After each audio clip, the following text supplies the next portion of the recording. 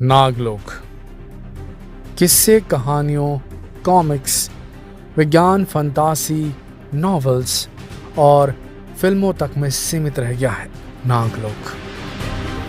वेद पुराणों की माने तो नागलोक एक सच्चाई है, एक पूरी अंडरग्राउंड दुनिया जो इस पृथ्वी के क्रस्ट के नीचे कहीं बसती है, जहां नाग ही नाग रहते हैं, नाग मानव रहते हैं। लेकिन ये एक लेजेंड मात्र है, एक किंवदंती मात्र है, या इसके पीछे कोई सच्चाई है, आज तक कोई नहीं जान पाया।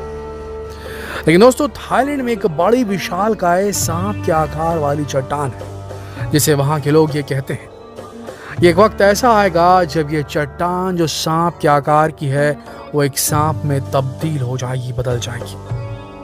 वहां के लोगों का यह मानना है ये एक चट्टान नहीं बल्कि एक विशालकाय नागलोक का सर्प है, एक सांप है जो श्राप की वजह से पत्थर में तब्दील हो गया है।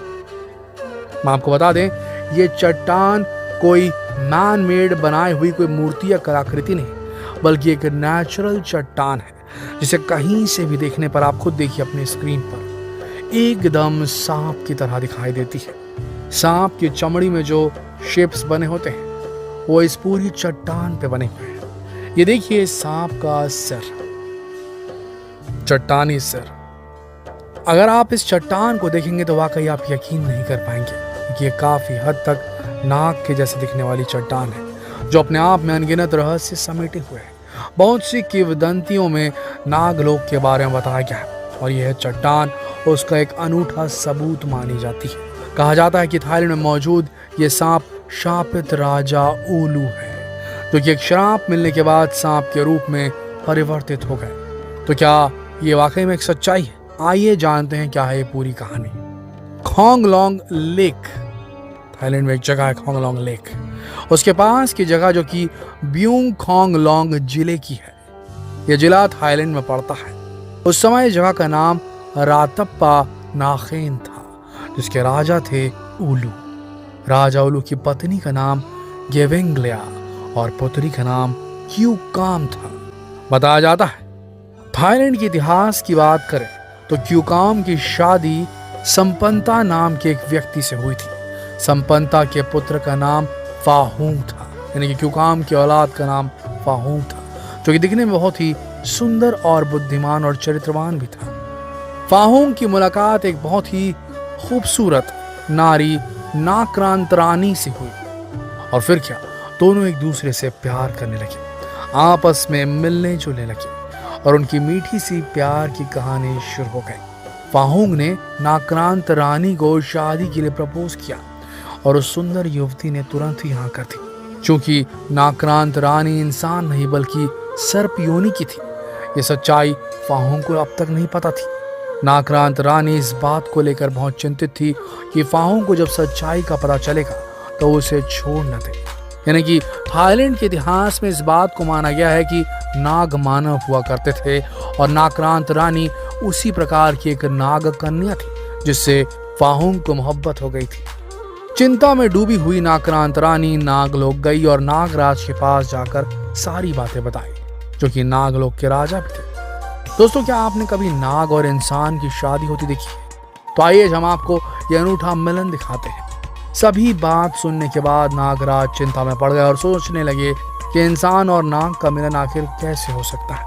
लेकिन पुत्री की इच्छा के आगे नागराज को झुकना पड़ा और बिना किसी को सच्चाई बताए फाहूंग और नाक्रांतरानी शादी के बंधन में बंध गए। यह समारोह पूरे 7 दिन तक चला था, ऐसा कहा जाता है। रातप्पा नाखेन में एक भी व्यक्ति इस बात से वाकिफ नहीं था कि नाक्रांतरानी एक नाग कन्या है।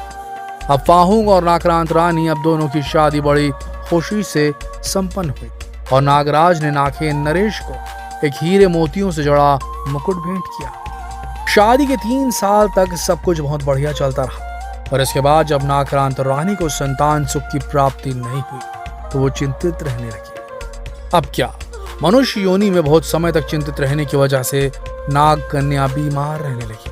कारणवश उसे वापस नाग योनि में जाने का उन्होंने निर्णय लिया। जैसे उसने अपने आप को नागिन रूप में ढाला, नागिन रूप में धरा उसने, एक नौकरानी ने उसे रूप परिवर्तित करते हुए देख लिया, जिससे बहुत भयभीत हो गई और बहुत से लोगों को जाकर ये बात बता दी। अब होना क्या था, पूरे प्रदेश में ये बात आग की तरफ फैलने लगी। नाग कन्या ने अपने मनुष्य रूप में वापस आने की बहुत कोशिश की, पर बीमार होने के कारण ऐसा संभव नहीं हो पाया और नागरांत रानी अब एक नाग में तब्दील हो चुकी थी।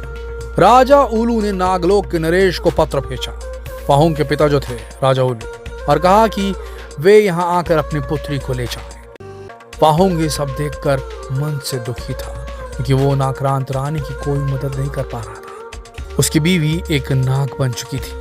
क्योंकि नागलोक नरेश अपनी पुत्री से बहुत प्यार करते थे, इसलिए वो अपनी पुत्री की हालत देखकर बहुत दुखी हुए और जाते जाते उन्होंने राजा उलू से अपना मुकुट वापस मांगा, क्योंकि राजा उलू ने उन्हें वापस नहीं किया।